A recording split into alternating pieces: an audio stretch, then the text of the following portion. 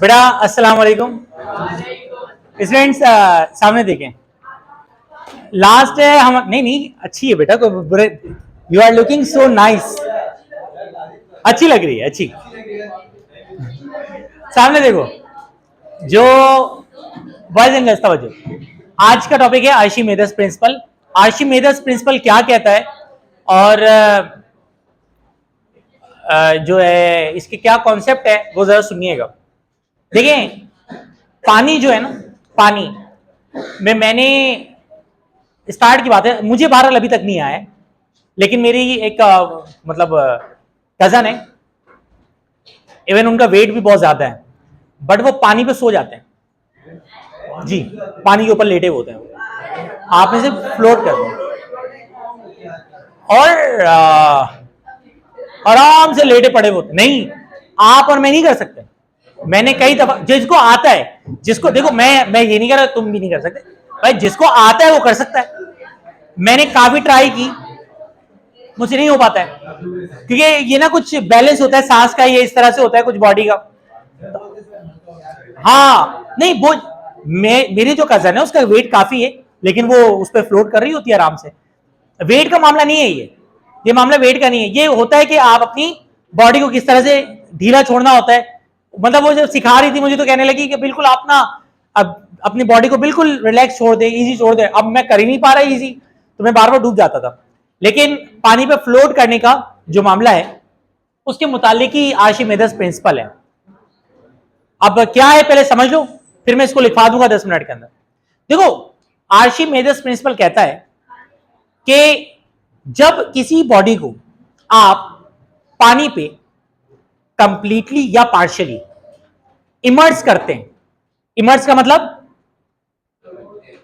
तैराते हैं, फ्लोट कराते हैं, इमर्स करते हैं, रखते हैं, तो हमेशा याद रखिएगा जितना बॉडी का वेट होता है उस वेट के इक्विवेलेंट पानी ऊपर फोर्स लगाता है, पानी उसे ऊपर उछालता है।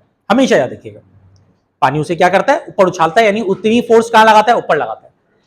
और इसी वजह से बॉडी जो है वो क्या कर रही होती है, फ्लो कर रही होती है। ये प्रिंसिपल अभी तक देखो बेटा, सामने देखो, इस प्रिंसिपल को कहते हैं आर्शीमेदेस प्रिंसिपल।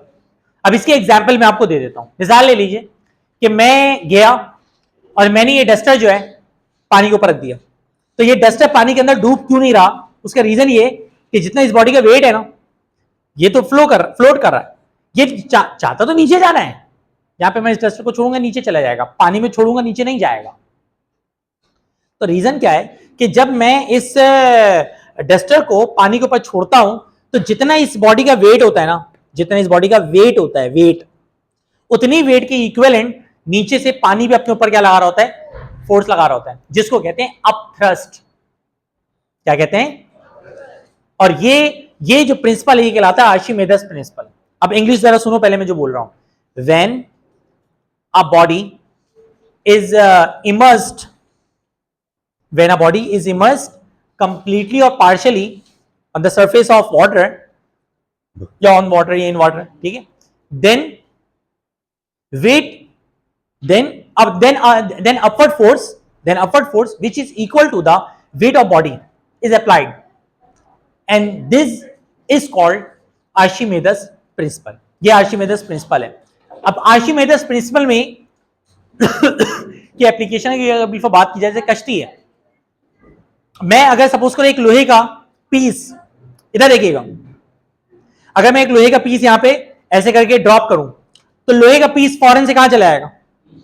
उसका रीजन ये कि लोहे पे लगाया जाने वाला जो पानी से अपथ्रस्ट है ना, वो ज्यादा नहीं है। तो अगर अपथ्रस्ट कम हो जाए और वेट ज्यादा हो जाए, अपथ्रस्ट कम हो जाए और वेट क्या हो जाए, ज्यादा, तो बॉडी कहां चली जाएगी? नीचे। और अगर अपथ्रस्ट और वेट बैलेंस हो जाए तो बॉडी क्या होगी? फ्लोट करना शुरू हो जाएगी। ठीक है ना? तो आर्शीमेदेस प्रिंसिपल की हेडिंग डाल के लिखो, it states that, it book है, it states book thank you, it states that it states that, बेटा लिखवाऊं, जल्दी करो बेटा। इट स्टेट्स दैट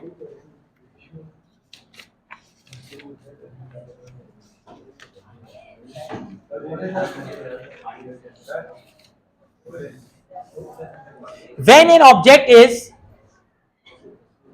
when, अब इन्वर्टेड कॉमास में लिखो, इट स्टेट्स दैट करने के बाद इन्वर्टेड कॉमास में लिखो when an object is immersed, when an object when an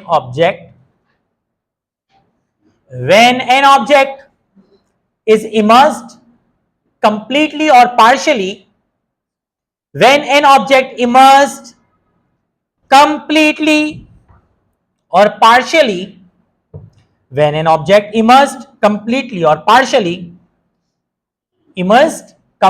or partially into a liquid into a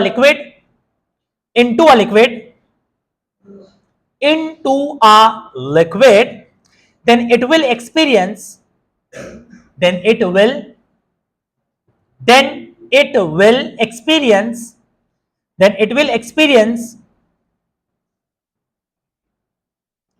an upward force,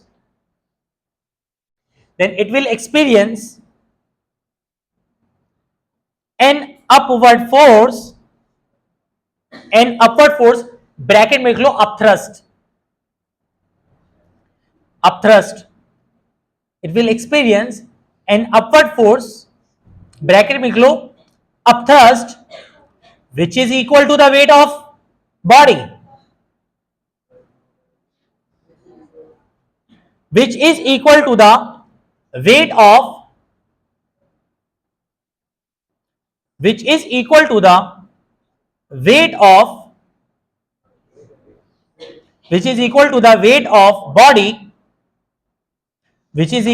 weight of body, inverted commas close कर दो, which is equal to the weight of body। नीचे सब heading डालो, depending factors of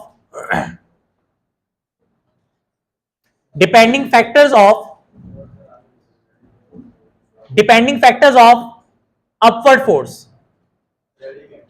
सब heading है छोटी, मतलब इसके अंदर के टॉपिक के अंदर की हेडिंग है, depending factors of upward force. इसमें भी आगे ब्रैकेट में अपथ्रस्ट लिख लो, अपवर्ड ऊपर, depending factors of upward force,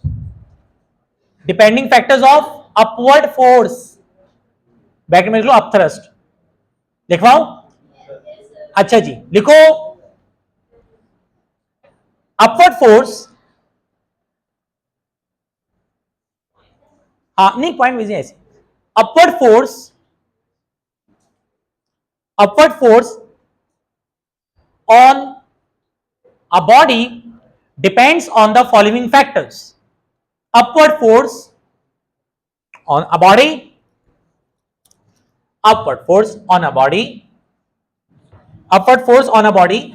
depends on the following factors, depends on the following factors,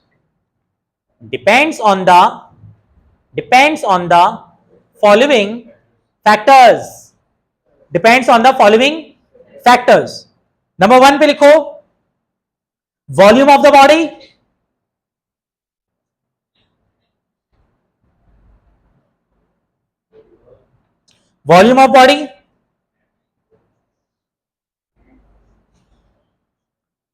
number 2 पे लिखो डेंसिटी ऑफ लिक्विड,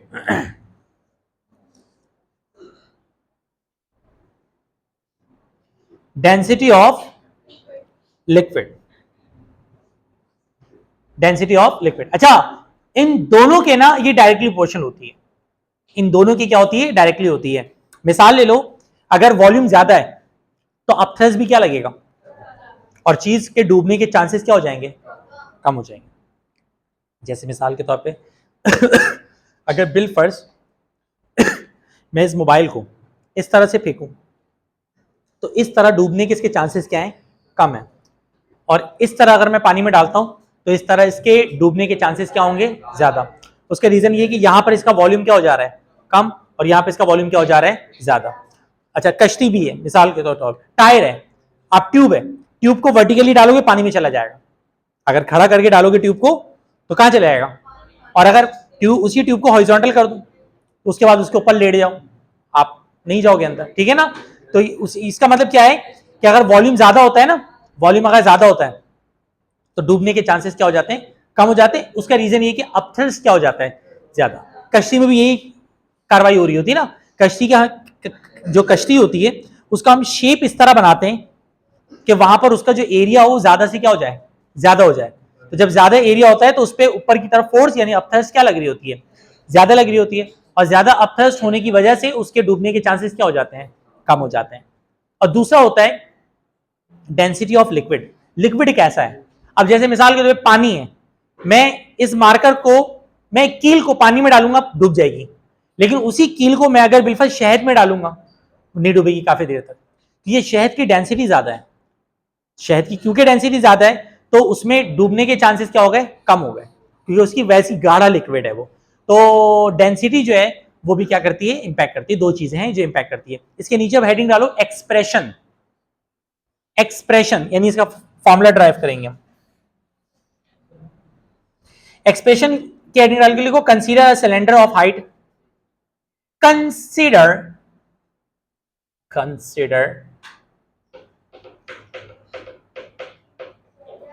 कल छुट्टी है, नहीं कोचिंग की बात नहीं कर रहा, वैसे मॉर्निंग कॉलेज तुम लोग सब कॉलेज से बंद है कल ऑफिशियली। अच्छा, भाई स्कूल वगैरह भी बंद है इसका मतलब कल लिखो। नहीं कोचिंग हम लोग तो ऐसे ही अल्लाह वास्ते पे चलते हैं। क्या लिखवाया था, लिखो consider a cylinder of height, consider a cylinder of height inverted commas में h in small h, consider a cylinder of height inverted commas में h, consider a cylinder of height inverted commas में h and area of cross section a, and area of cross section a, and area of cross section a, and area of cross section a is immersed in a area of cross section a capital है, area of cross section a, consider a cylinder of height h small inverted commas में, and area of cross section a capital inverted commas में, is immersed in a vessel, containing a liquid of density, is immersed in a vessel containing a liquid of density rho। ये रो का symbol है, ये जो ना ऐसे बनाते हैं, ये देखो P है ना, तो P को इस तरह बना दो, देखो इस तरह से, ठीक है। ये जो आपके पास है इस तरह से, डेंसिटी रो मत लिख देना, रो ये सिंबल है, डेंसिटी इनवर्टेड कॉमास में ये इनवर्टेड कॉमास में ये सिंबल, इसको रो पढ़ते हैं असल में। Density of a liquid of density rho, जो सामने सिंबल बना हुआ है, liquid of density rho, then pressure will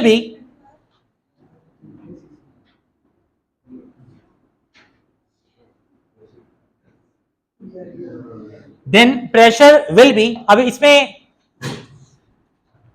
जैसे सुन लो जरा इसको, प्रेशर का फॉर्मूला क्या होता है, फोर्स अपॉन एरिया। मेरे बेटा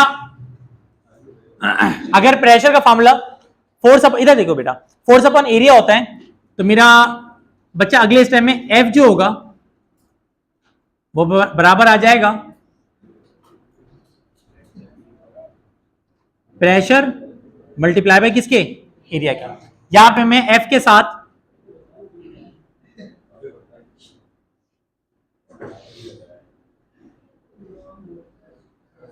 क्या लगा दे रहा हूं, थर्स्ट लगा दे रहा हूं, ठीक है। तुम एक काम को जल्दी से उठ के आगे आ जाओ यहां पर, ताकि ना खामोशी की फजा कायम हो जाए। तुम ब्लैक जैकेट जल्दी जल्दी जाओ, टाइम जाए नहीं करो। जल्दी से आ जाओ। तो मैं एक बोला ही नहीं बोला, जब मैं पीछे मुड़ा तो सब तुम ही बोल रहे थे ना। जल्दी आ जाओ, टाइम जाए नहीं करो, यहाँ पे बैठ जाओ आगे। ठीक है, इसके बाद अब अगर आवाज आई तो तुम्हारी बारी होगी जी, क्योंकि तुम ही बोल रहे थे ना इससे। यहाँ आ जाओ और यहाँ बैठ जाओ आगे। चेयर पीछे कर लो आराम से, उसको देख के पीछे एहतियात से। चलो थैंक यू। चलो अब इधर देखो, अब तुम्हें बुलाऊंगा तो कहीं और बैठाऊंगा, फिर मैं बता रहा हूं, ठीक है। अच्छा, अब F thrust delta P into A. अब इधर देखो, मतलब गर्ल्स की लाइन की साइड पे बात कर रहा था कि उधर गर्ल्स की साइड वगैरह पे बैठा दूंगा पनिशमेंट के तौर पे, मैं पहले बता रहा हूं, ठीक है। F thrust is equal to delta P into A. अच्छा जी, बेटा याद रखिएगा कि आप लोग मैट्रिक क्लास में ना इसके जो प्रेशर है उसका फॉर्मूला पढ़ के आए होंगे। प्रेशर का फॉर्मूला होता है रो जी एच। जी यहां पे एक्सेलरेशन ड्यू टू ग्रेविटी है, एच यहां पर हाइट है, और रो एज यूजुअल डेंसिटी है, ठीक है ना। तो लिहाजा ये अगले स्टेप में हो जाएगा रो जी एच, और साथ में क्या आ जाएगा ए।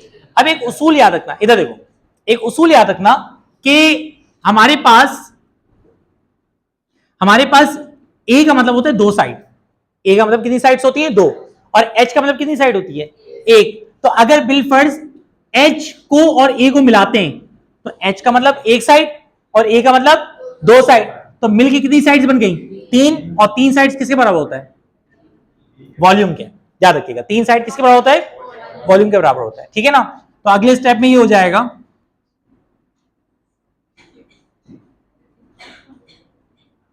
अच्छा, क्योंकि यहां पर जो है ना फोर्स की डायरेक्शन ऑपोजिट होती है, नीचे से लग रही होती है, तो यहां पे इस वजह से माइनस लगता है क्योंकि डायरेक्शन ऑपोजिट है। तो ये हो जाएगा रो जी, और एच और ए मिलकर क्या बन जाएगा, जल्दी से बेटा इसको राइट डाउन कर लो।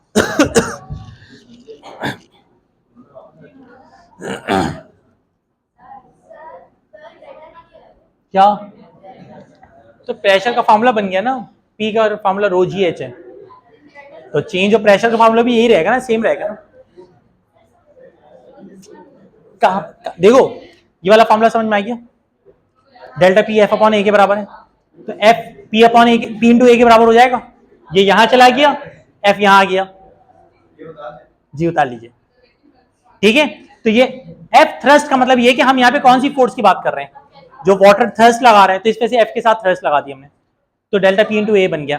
पी का फॉर्मूला होता है रो जी एच, ये मैट्रिक क्लास में पढ़ते हैं, मैट्रिक क्लास का फॉर्मूला है ये, 9 क्लास की बुक में भी आता है, ये याद कर लो कि प्रेशर का फॉर्मूला होता है, ठीक है ना। डेल्टा बेटा अगर प्रेशर का ये फॉर्मूला है तो डेल्टा पी का फॉर्मूला भी क्या रहेगा, सेम ही रहेगा ना, क्योंकि यहां पर आपके पास सिर्फ और सिर्फ हाइट में चेंज आ रहा है, तो ये समझ लो। चलो आसानी के लिए ये कर लो, डेल्टा पी का ये फॉर्मूला है, माइनस इसमें से लगाया क्योंकि अपवर्ड अपवर्ड डायरेक्शन में लग रही है, बॉडी नीचे जाना चाहिए, तो दोनों की ऑपोजिट डायरेक्शन, इसमें से माइनस लगेगा, तो माइनस रो जी एच, और साथ में एच और ए मिलकर क्या बन गया, वॉल्यूम। खत्म हो गया।